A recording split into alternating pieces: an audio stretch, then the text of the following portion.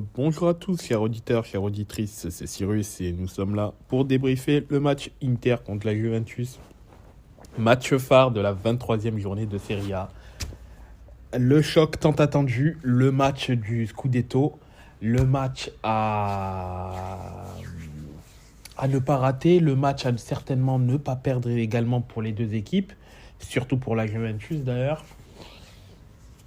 Le choc des chocs, le match que j'attendais énormément. Bisous à toi Camille aussi, je sais que tu l'attendais aussi ce match-là, c'est normal, c'est logique.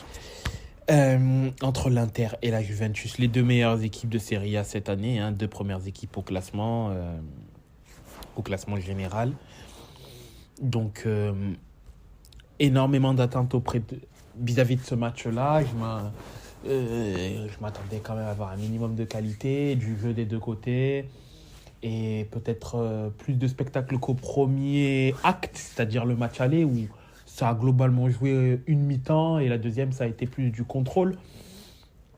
Alors, donc les deux équipes qui étaient globalement au complet, hein, qui étaient globalement au complet, hormis Milik qui n'est pas là pour son carton rouge eu contre Empoli. Et Quadrado du côté de l'Inter, mais bon, globalement, les deux effectifs étaient au complet. Chesney au cage, Danilo, Bremer, Gatti, Kostic, Rabiot, Locatelli, McKennie, Cambiasso, Vlahovic et le petit jeune Kenan Yildiz, qui était assez intéressant et percutant ces derniers temps. Du côté de l'Inter, Yann Sommer du classique, hein, Yann Pavard, Acerbi, Bastoni, Darmian Barella, Çalhanoğlu, Mkhitaryan, Di Marco.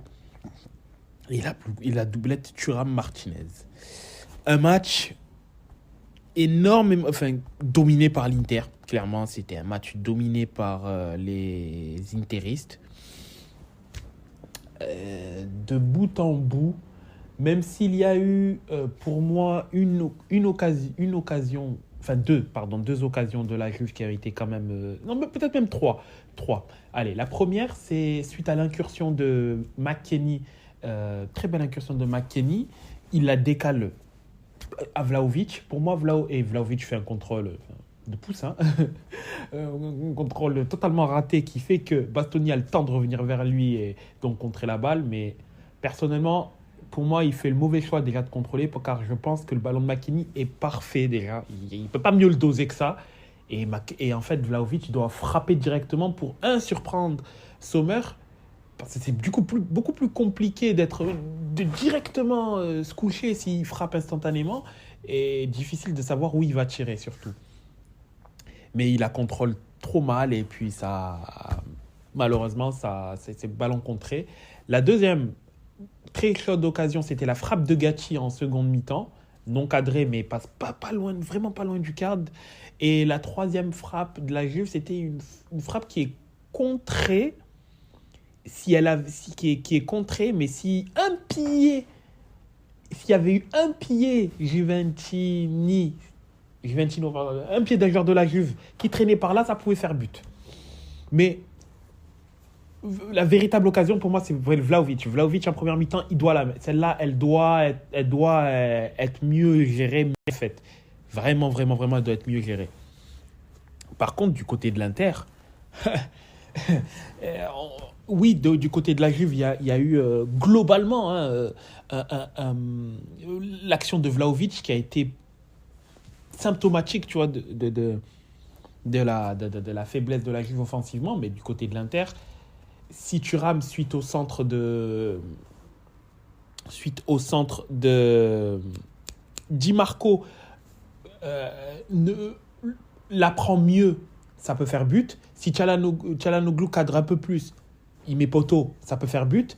Si Barella frappe à mi-hauteur, pas en bas, frappe à mi-hauteur, il explose la cage de Chesney. Si Arnautovic n'est pas un crétin et cadre mieux sa frappe, ça fait également but. Derrière la frappe de Barella et d'Arnautovic, c'est deux magnifiques arrêts de Chesney.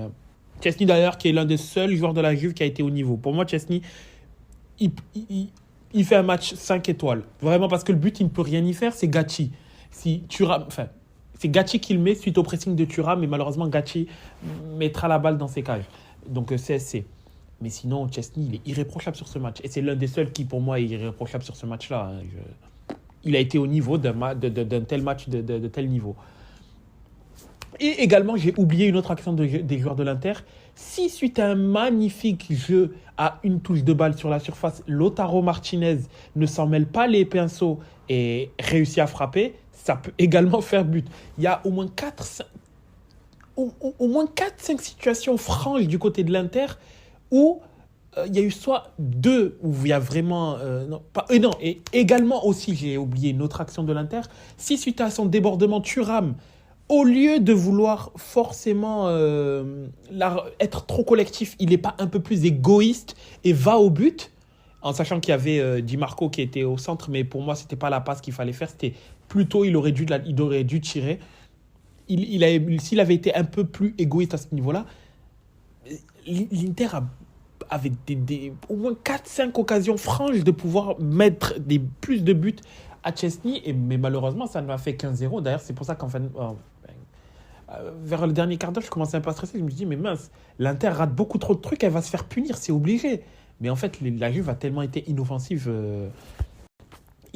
que l'Inter n'avait même pas à craindre quoi que ce soit. Et ça m'a un peu frustré de voir le niveau de la Juve, parce que je me dis, mais cette équipe-là, l'année prochaine, elle va aller en Ligue des Champions. Mais elle va foutre quoi en Ligue des Champions? Elle va finir 4e de sa poule.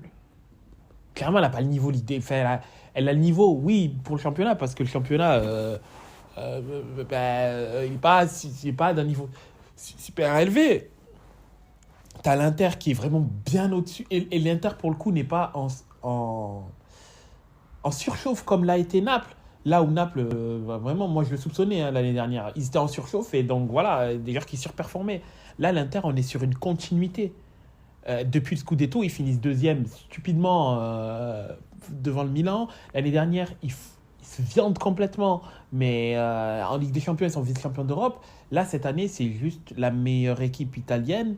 C'est l'équipe italienne la plus régulière sur les dernières années et c'est un juste retour de bâton, le fait d'être aussi fort. C'est normal en fait, puisque la colonne vertébrale de l'équipe est toujours là et tu as des joueurs qui ont atteint leur pleine maturité footballistique, comme un Hakan, comme un Lautaro Martinez qui est plus que jamais leader de cette équipe-là, même s'il n'a pas marqué hier, mais il est plus que jamais leader. Il montre que c'est l'un des meilleurs attaquants au monde. D'ailleurs, il fait la saison de sa vie. Il est à 19 matchs, 18 buts. Hakan repositionné à ce poste de sentinelle, il rayonne alors que ce n'est pas son poste de base. Et certes, il n'apporte pas les mêmes garanties que Brozovic, qui lui, pour le coup, c'est tellement dur d'avoir un tel profil dans son équipe, mais c'est l'un des meilleurs milieux au monde. Hakan Çalhanoğlu, sans mauvais jeu de mots, sans vouloir être pro-Inter sur ce jeu-là, mais c'est juste en étant objectif sur les dernières saisons, l'évolution de Çalhanoğlu depuis qu'il est venu à l'Inter, c'est impressionnant. Il est parti limite comme un paria du Milan AC. Ils n'en voulaient pas, ils l'ont laissé partir comme moins que rien. Il est devenu un top joueur en allant à l'Inter de Milan. Mkhitaryan, pareil. Mkhitaryan fait une saison, très très bonne saison, alors qu'il est parti de l'AS Roma. Il n'en voulait plus, tout simplement. Acerbi, il est parti de la Lazio, bon, avec une petite indemnité de transfert, mais quand tu te rends compte de ce qu'il amène à l'Inter, le niveau de jeu qu'il a à l'Inter, tu te dis, mais c'est fou, en fait, c'est fou. C'est fou ce qu'il a... Un joueur aussi fiable, à aussi bas prix, à son âge. Enfin, c'est exceptionnel. Et Sommer, qui est le gardien ayant fait le plus de clean sheet cette saison, qui avait la lourde tâche de remplacer Onana, il le fait avec brio. Pavard, j'étais super content de le voir venir parce que je savais qu'il allait jouer à son poste. J'avais juste au début la peur qu'il joue en piston. C'était vraiment la peur que j'avais. Mais à partir du moment où je savais qu'il allait redevenir défenseur central et qu'il est venu parce qu'il savait qu'il allait redevenir défenseur central, bon, il joue défenseur central droit. Mais là, je me suis dit, mais je sais qu'on allait retrouver le vrai Pavard. Le Pavard qui avait tant enchanté la Bundesliga sous Stuttgart. Et il vaut chaque million investi. Chaque million investi. Et clairement, là, en équipe de France, je veux plus jamais le voir en tant que latéral. Foutez Pavard dans l'axe. Il est rassurant. C'est un top défenseur. Quand il est mis à son poste, c'est un top défenseur. Arrêtez de le mettre latéral.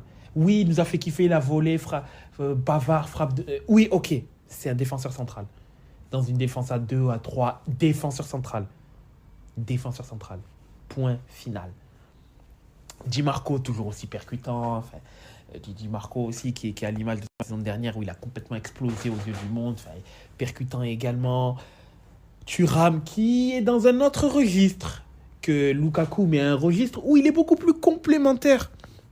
Complémentaire et interchangeable avec Lautaro Martinez. Bien qu'il est perfectible encore dans la finition, dans le dernier geste, mais c'est un renfort à 0 € que n'est absolument pas à regretter. Enfin, Inzaghi s'est transformé peu en beaucoup. Et ça, je dois lui rendre hommage concrètement sur cela, parce que j'ai été sceptique sur sa venue, parce que le fait de faire partir Conte et le faire venir lui, pour moi, c'était un glow down. Et fort est de constater que Inzaghi est un top coach. C'est quelqu'un qui, avec pas beaucoup, il est capable de faire énormément. Et j'espère vraiment, vraiment, vraiment qu'il gagne le Scudetto. S'il ne gagne pas le Scudetto cette année, c'est une faute professionnelle. Clairement, là, cette année, vraiment, je le dis, l'Inter ne gagne pas le championnat, c'est une faute professionnelle. Et là, par contre, Inzaghi doit être viré. Si l'Inter ne gagne pas le Scudetto, Inzaghi doit sauter. Parce que clairement, l'Inter, c'est la meilleure équipe cette année. Difficilement contestable. Elle n'a fait qu'un seul match nul, sinon elle a gagné tous ses matchs contre ses adversaires directs. Cette année, plus que jamais, l'Inter a obligation d'avoir la seconde étoile. Sauf s'il y a hécatombe de blessures. Et là, par contre, je peux le concevoir. Mais si on a l'effectif au complet, l'Inter ne peut pas être éliminé. Ne peut pas ne pas gagner le championnat. Elle n'a pas le droit de ne pas gagner le championnat. Là, il y a plus 4 pour l'Inter. Plus 4 pour l'Inter, avec un match en retard contre l'Atalanta. Il y a potentiellement moins 7. À moins 7, pour moi, le Scudetto, il est assuré. Il est assuré parce qu'on a l'avantage sur tout le monde, sur les confrontations directes. Le Milan qui gagne, enfin, contre la Juve, on a l'avantage direct.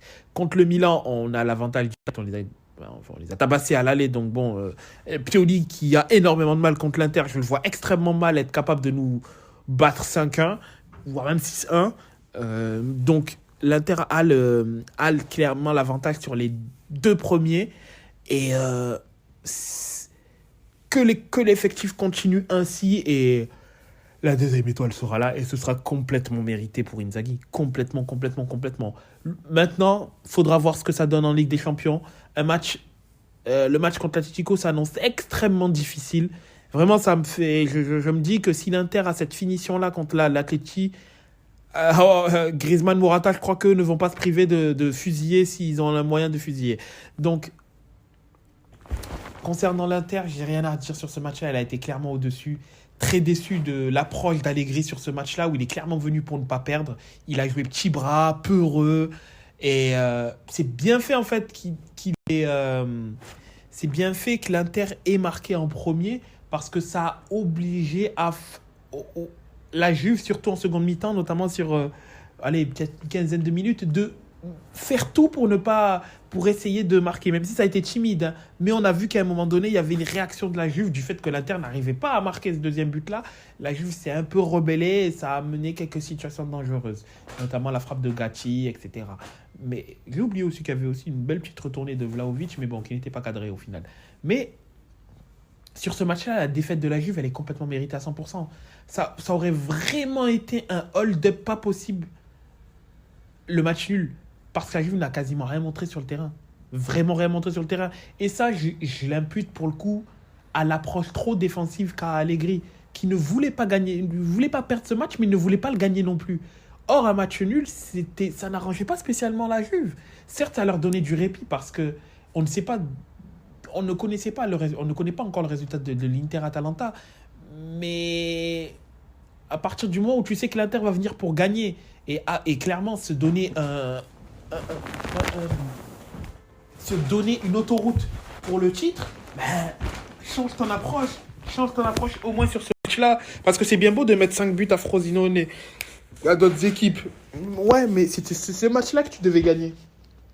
Principalement, c'est ce match-là que tu devais gagner pour t'assurer un tie-breaker positif face à l'Inter et également ben, faire en sorte de mettre sous pression l'Inter, tout simplement.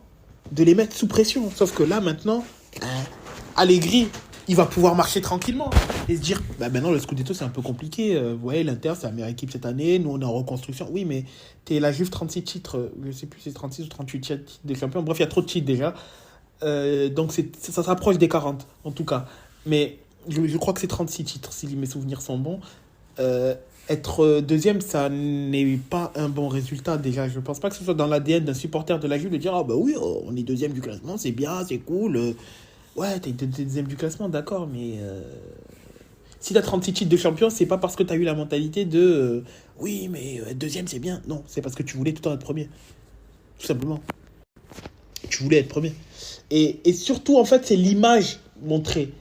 L'image montrée, c'est qu'en fait, on a une image d'une Juve peureuse. Et oui, la Juve, d'accord, peut gagner difficilement, euh, gagner au forceps.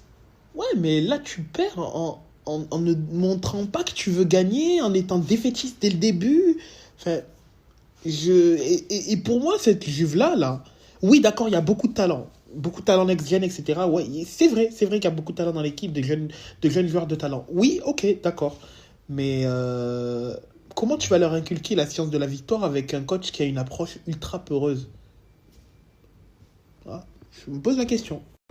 Je me pose vraiment la question et me dis, euh, si la Juve veut à minima bien figurer en Ligue des Champions, c'est pas avec lui qu'ils vont bien figurer, hein, clairement pas. Hein.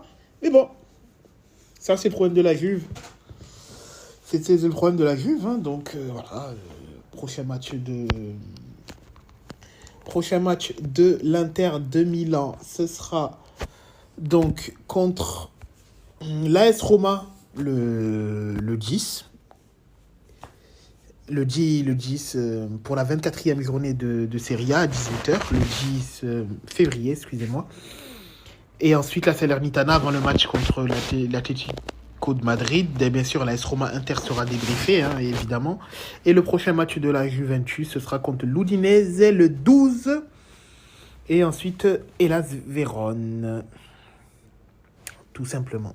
C'était Cyrus pour le débrief d'Inter Juventus. See you next time, man. Peace.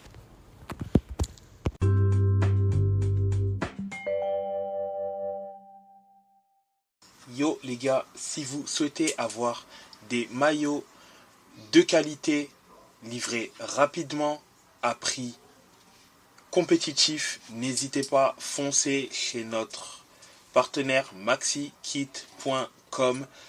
Avec le code LTR, vous aurez 15% de réduction sur votre commande. Donc n'hésitez pas, si vous êtes fan de foot, que vous souhaitez agrandir votre collection de maillots ou que vous en avez marre de payer des maillots de football trop chers, n'hésitez pas, foncez chez notre partenaire maxikit.com avec le code LTR, vous aurez 15% de réduction.